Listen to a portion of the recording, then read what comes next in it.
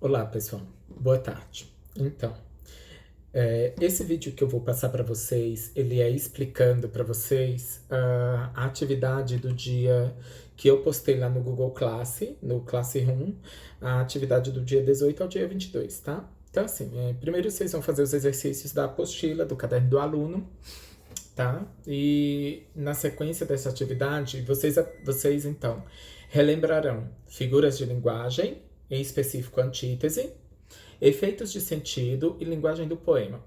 Quando falar em efeito de sentido, gente, é o efeito das figuras de linguagem, tá? Tá se relacionando às figuras de linguagem, tá? Como, por exemplo, a ironia. Quando você fala assim, às vezes o professor fala, o aluno fala, professor, é para escrever onde? No caderno? Aí o professor vai e fala, não, no teto.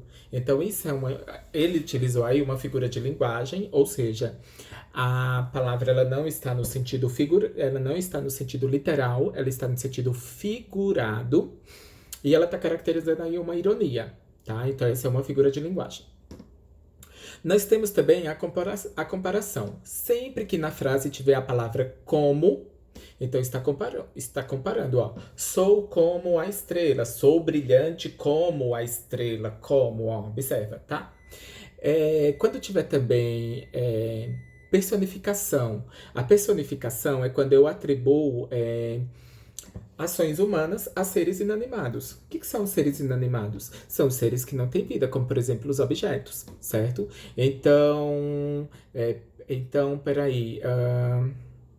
Se eu falar para você, eu converso, a caneta me entende. Eu converso todo dia com a caneta, ela me entende. Então, quando eu falo eu converso todo dia com a caneta, ela me entende, o verbo entender, ele é somente para humanos. Então, eu estou atribuindo uma personificação a ela, certo?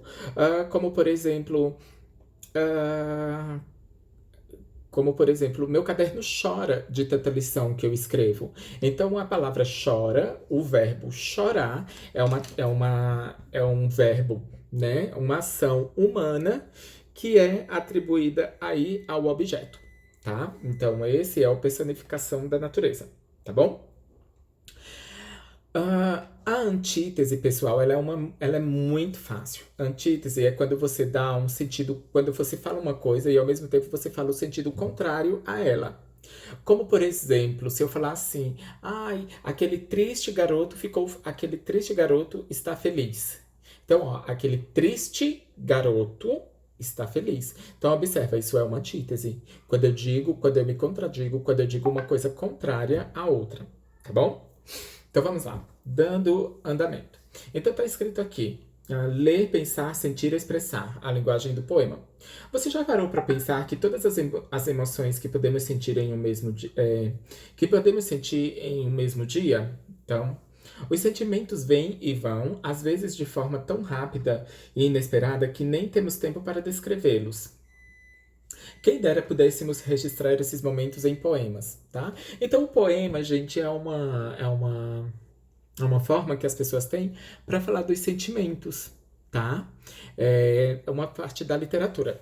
Quando vocês estudarem no ensino médio literatura, então literatura significa o quê? Arte da palavra, literatura. Tá? Então era através da literatura que as pessoas falavam suas dores, seus sentimentos. Por isso que tem as figuras de linguagem, porque às vezes tinha as cantigas no tempo medieval. E as cantigas, pessoal, era muito legal porque assim, eles falavam, tinha cantiga para um amigo, e através das cantigas eles alfinetavam os reis da época. Vocês sabiam disso? Que eles eram contrários aos reis da época e eles pegavam e faziam através de poemas, de cartas a amigos, tá? Hoje não, hoje quando as pessoas já são. Hoje nós já temos vários meios de comunicação, nós temos várias formas, e a comunicação ela se expandiu, né? Aquela essa parte assim da linguística, que enfim. Hoje nós já podemos falar abertamente através de carta aberta, né? A gente pode fazer um abaixo-assinado, a gente pode fazer, sei lá, usar as redes sociais e falar as coisas, enfim, tá? Então vamos lá, vamos ver o poema. Basta pensar em sentir. Basta pensar em sentir para sentir em pensar. Meu coração faz sorrir, meu coração a chorar. Depois de parar de andar, depois de ficar e ir. Hei de ser quem vai chegar, para ser quem quer partir. Viver é não conseguir. Esse poema é de Fernando Pessoa, tá? Um grande literato da língua portuguesa. E ele tem rimas perfeitas. Observem. Rir, sentir, rima com sorrir, certo? Chorar, rima com andar. Ir, tá? Com sorrir. Chegar, partir e seguir. Então, observem. Todos esses verbos aí, ele termina em verbos, certo? Os verbos estão no infinitivo, ok? Então, primeira classe gramatical que eu tenho aí, verbo terminado no infinitivo, ok? Professor, o que é infinitivo? Relembrem, pessoal, o infinitivo é quando o verbo não está conjugado. Então, ele está no modo infinitivo, tá? Ele está na forma infinitiva, tá? Lembrem-se lá do sexto ano, tá? Das aulas de português, tá bom, gente? E aí, deixe-me ver, vamos lá. O poema é um gênero textual do discurso literário, como eu havia explicado para vocês, ó, ele está reafirmando aqui. Quais são as características da linguagem que possibilitam a identificação de um poema? Então, gente, quais são ó, as características da linguagem? Acabei de falar para vocês, tá? Como se organiza o poema? Basta pensar em sentir de Fernando Pessoa. Qual é a quantidade de estrofe e versos, tá? Então, lembrem-se lá. Estrofe é como se fosse um parágrafo. Verbo ou verso as frases, tá? Então, gente, lembrando, né? O verso e a estrofe, eles são os elementos do poema, tá? Então, o verso, né? O verso é cada linha que o poema tem. E a estrofe é o conjunto inteiro do poema, tá? A outra questão, a letra B, tá perguntando assim: a ocorrência de rima em todos os versos? Então, observa. Volta lá no poema, vê se no meu poema tem rima. Então eu olho quem está combinando com quem, tá? Como se caracterizam as rimas quanto à classe gramatical e as terminações? Olha, gente, essa questão é muito interessante, porque ela está perguntando qual classe gramatical está terminando as rimas do poema, tá? Para lembrar, a linguagem poética é essencialmente figurada. Lembra que eu falei? Figurada, tá? Subjetiva, metafórica. Ó, metáfora é uma figura de linguagem, gente. Uma figura de linguagem muito utilizada em várias construções aí, literárias, tá? Subjetiva é quando eu não sou objetivo no que eu quero dizer, tá? Então, existe essas duas coisas, subjetivismo e objetivismo. O que é o objetivismo, gente? É se eu chegar para você e falar assim, olha, esta caneta é rosa. Aí, eu falei para você de forma objetiva, eu fui direto ao assunto. Eu quis dizer para você sem, sem delongas, né? Que cor era a caneta.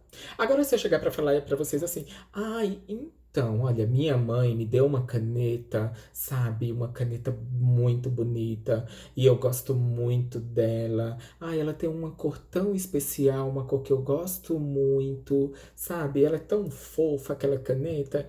A minha caneta é rosa. Então, foi de forma subjetiva. Entendeu? Entendeu mais ou menos como que é? E o subjetivismo também, gente, está muito ligado ao nosso pensamento, tá? Aqui dentro, ó. Tá aqui dentro, tá? Então vamos lá. Quantidade de versos e estrofes. Nem todo poema apresenta rimas, tá, gente? Então lembre-se sempre disso. Agora observe a relação de sentido entre os versos. Meu coração fez sorrir, meu coração a chorar. Ah, meu coração fez sorrir, meu coração a chorar. Há entre os versos uma oposição semântica. O que é semântica? Semântica é entendimento. Ou seja, se é uma oposição, se é uma coisa contrária, certo? Eu tô tendo aí o quê? Uma antítese. Isso mesmo, uma antítese. Acertou quem já respondeu, tá bom? Então, vamos lá.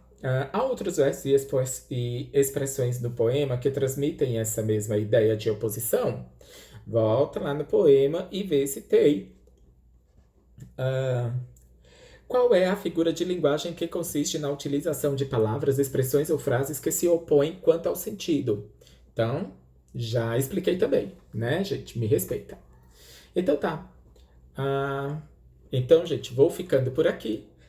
Respondam atentamente as questões e me entreguem, tá bom? Um beijo. Fique em casa e use máscaras, tá bom?